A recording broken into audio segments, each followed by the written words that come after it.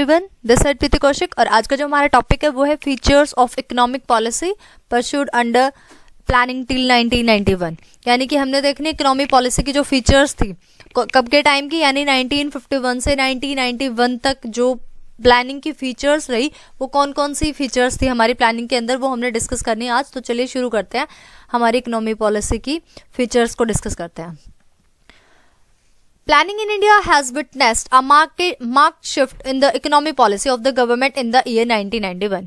Accordingly, features of economic policy are often studied separately for the pre-1991 period and the post-1991 period. The present section describes the feature of economic policy between the period 1951 to 1991 as under. ये कह रहा है जो planning है India के अंदर, उसके अंदर एकदम से शिफ्ट आ गया था इकोनॉमिक पॉलिसी का। जब 1991 में जब NEP आया, न्यू इकोनॉमिक पॉलिसी आई, तो एकदम से शिफ्ट हो गया था। यानी कि उसके जो फीचर्स थे वो अलग है, लेकिन अब आज जो हमने डिस्कस करनी है वो हमारी फीचर्स है 1951 से 1991 के अंदर जो इकोनॉमिक पॉलिसी है। इस पीरियड के बीच में हमारे फीचर्स कैसे थे इस इकोनॉमिक पॉलिसी की, वो आज हमने डिस्कस करनी है प्लानिंग की। तो चलिए शुरू करते हैं। फर्स्ट जो हमारी फीचर थी वो थी heavy reliance on public sector. यानी कि 1991 तक, यानी 1951 से 1991 तक हमारी जो इकोनॉमिक पॉलिसी थी उसकी फीचर्स हम स्टडी कर रहे हैं। तो उस टाइम पे सबसे पहली फीचर जो है वो है heavy reliance on public sector, यानी पब्लिक सेक्टर के ऊपर ज्यादा डिपेंडेंसी थी। Economic policy prior to 1991 indicated heavy reliance on public sector. Thus in industrial policy resolution 1956 as 17 industries were reserved for public sector as against 12 industries and marked for private sector. It was realized that the objective of socialistic pattern of society could be achieved only through a comprehensive development of public sector enterprises. तो ये कह रखा कि जब हमारी यानी कि 1951 के अंदर जब हमने प्लानिंग कमीशन सेटअप हुआ था, तो उस टाइम पे हमारी जो प्रायोरिटी थी वो इस बात पे थी कि पब्लिक सेक्टर को ज़्यादा प्रायोरिटी दी जाए, पब्लिक सेक्टर के ऊपर ज़्यादा डिपेंडेंसी थी।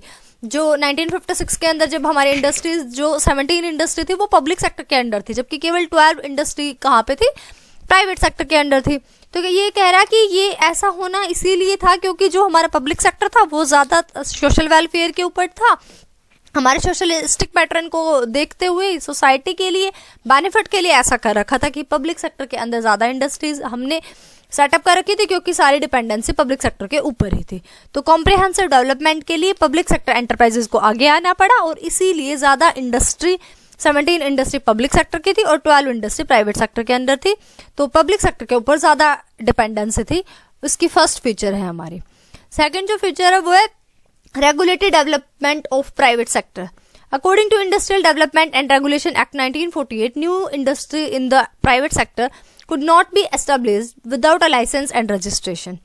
कहते जो हमारा इंडस्ट्रियल डेवलपमेंट रेगुलेशन एक्ट था 1948, उसके अंदर अगर कोई भी नई इंडस्ट्री तुमने प्राइवेट सेक्टर के अंदर कोई न्यू इंडस्ट्री सेटअप करने, तो उसके लिए लाइसेंस और रजिस्ट्रेशन की रिक्वायरमेंट थी। अगर आपके पास लाइसेंस नहीं और आपने रजिस्ट्रेशन नहीं कराया तो आप कोई भी प्राइवेट इंडस्ट्री को सेटअप नहीं कर सकते। Similarly monopolies and restrictive trade practices act 1969 placed several restrictions on the expansion of existing industry in the private sector।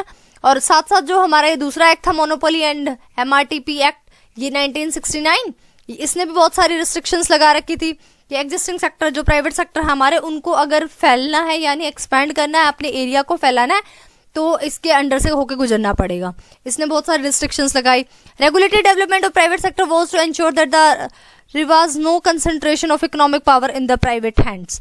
और जो हमारा ये था regulated development of private sector, इसने ये इस बात को इंश्योर किया कि यहाँ पे कोई कंसंट्रेशन नहीं किया गया इकोनॉमिक पावर का कि प्राइवेट हैंड्स में दी जा सके। यानी प्राइवेट लोगों पर कोई भरोसा नहीं था, उनको लगता था अगर प्राइवेट हैंड्स में सारा सब कुछ चला गया तो वो हमारी जो सोसाइटी है उसके ऊपर नेगेटिव इम्पैक्ट डालेंगे, उसकी तरफ ध्यान नहीं देंगे, उनकी सोशल वेलफेयर तो एकदम से खत्म हो जाएगी क्योंकि उनका मोटिव रहेगा कि हमने क्या करना है, बस अपना प्रॉफिट मैक्सिमाइजेशन देखना है और वो सोसाइटी की तरफ देखेंगे नहीं। अगर नहीं देखेंगे तो फिर क्या हो जाएगा, वो पीछे होते चले जाएंगे और उनकी तरफ ध्यान नहीं देंगे तो वो डेवलप नहीं हो पाएंगे। तो इसीलिए बहुत सारे रिस्ट्रिक्शंस लगाई कि अगर आप नई इंडस्ट्री सेटअप करना चाहते हो, प्राइवेट एंटरप्रेन्योर आपने बनना है, आपने प्राइवेट इंडस्ट्री एस्टेब्लिश करने, तो उसके लिए आपको बहुत सारी रेगुलेशन और रिस्ट्रिक्शन से गुजरना पड़ेगा।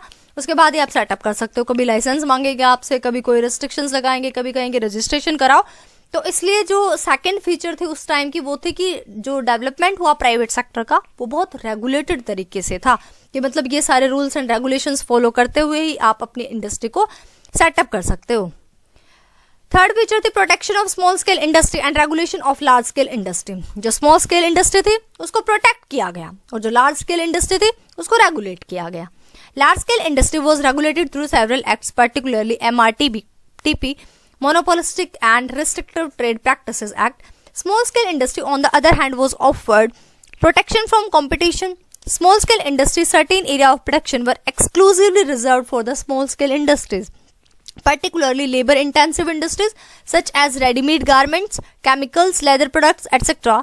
ये कह रहा है कि लार्ज स्केल इंडस्ट्री जो थी उसको रेगुलेटेड किया गया। जब भी बात आ जाएगी रेगुलेटेड किया गया तो इट मीन्स क्या कि रूल्स एंड रेगुलेशंस के अंडर उसको रखा गया। रेगुलेशन जैसे अलग अलग एक्ट्स के थ्रू उसको बोला गया कि इस एक्ट के थ्रू आपको गुजरना पड़ेगा, इस एक्ट के अकॉर्डिंग आपको ये कराना पड़ेगा, इस एक्ट के अकॉर्डिंग आपको रजिस्ट्रेशन कराना पड़ेगा, आपको लाइसेंस की रिक्वायरमेंट है। तो जो लार्ज स्केल इंडस्ट्री थी उनको रेगुलेशन के अकॉर्डिंग चलना पड़ा। स्मॉल स्केल इंडस्ट्री को क्या किया गया, दूसरी तरफ प्रोटेक्ट किया गया कंपटीशन से। स्मॉल स्केल इंडस्ट्री को कहा गया कि अलग बाहर रखा गया कुछ एरिया में, यानी रिजर्व कर दिए गए स्मॉल स्केल इंडस्ट्री के लिए, कि लेबर इंटेंसिव इंडस्ट्रीज के लिए जैसे कि रेडीमेड गारमेंट्स के लिए, केमिकल्स के लिए, लेदर प्रोडक्ट्स, ये जितनी भी इंडस्ट्रीज थी इनको रिजर्व करके रखा गया कि आपको ज्यादा कंपटीशन, यानी आपके साथ ज्यादा कंपटीशन नहीं किया जाएगा, आपको ज्यादा लाइसेंस रेगुलेशन की रिक्वायरमेंट नहीं होगी, लेनी नहीं पड़ेगा आपको अगर इंडस्ट्री सेटअप करनी है। कहते besides financial institutions were developed to cater to the needs of small scale industries.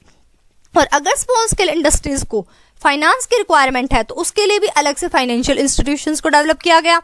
Several boards like Handloom Board and Silk Board were established to promote the products of small scale industry in the global market. यानी कि पूरा focus किया गया small scale industry को किसी तरीके से develop करने का, कि स्मॉल स्केल इंडस्ट्री को प्रमोट करने के लिए ग्लोबल मार्केट में आने के लिए भी अलग अलग बोर्ड्स लगाए गए। यानी कि उनका जो मेन मोटिव था ना वो यही था कि स्मॉल स्केल इंडस्ट्री को कंपटीशन से बचा करके और बाहर सामने लाया जा सके। यानी कि वो क्या करना चाहते हैं, क्या करके दिखाना चाहते हैं, तो स्मॉल स्केल इंडस्ट्री को भी मौका दिया जाए कि जो उनके मन में है वो अपना अच्छे तरीके से उस बात को कर सके। यानी डेवलप करने की कोशिश की गई स्मॉल स्केल इंडस्ट्री को। और जो बड़ी बड़ी इंडस्ट्रीज थी उनके पास पैसा तो था ही, तो उनको रेगुलेट किया गया, उनको कहा गया लाइसेंस की रिक्वायरमेंट है, आपको रजिस्ट्रेशन कराना है, तो इस तरीके से उनको रेगुलेट किया गया और स्मॉल स्केल इंडस्ट्री को प्रोटेक्ट किया गया। फोर्थ फीचर थे development of heavy industry of strategic significance.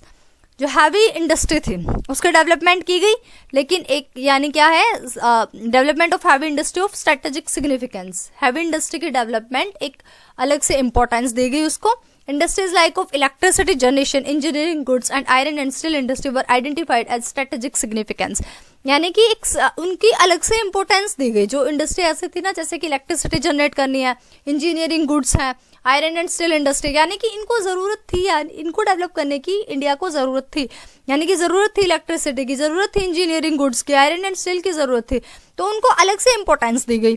These industry were to develop on priority basis, यानी कि प्रायोरिटी बेसिस पे इनको डेवलप किया गया कि इनको तो रखना ही पड़ेगा प्रायोरिटी पे, अगर इनको नहीं रखा तो फिर प्रॉब्लम हो जाएगी।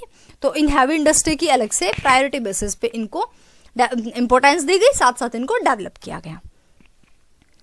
ओके, आज हम यहीं पे करते हैं वीडियो को ओवर, क्योंकि नेक्स्ट जो पॉइंट हम अगली वीडियो में डिस्कस करेंगे, वरना वीडियो लंबी हो जाएगी। अभी फीचर्स इसके रहते हैं, लेकिन आज के लिए इतना ही।